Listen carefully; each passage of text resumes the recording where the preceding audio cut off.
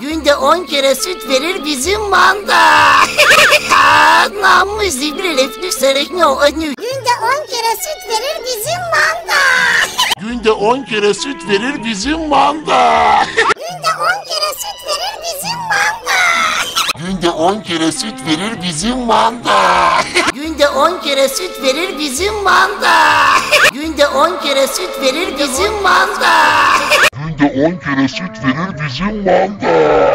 Günde 10 kere süt verir bizim manda. Günde 10 kere süt verir bizim manda. Günde 10 kere süt verir bizim manda.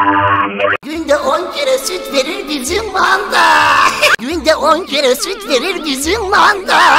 Günde 10 kere süt verir bizim manda.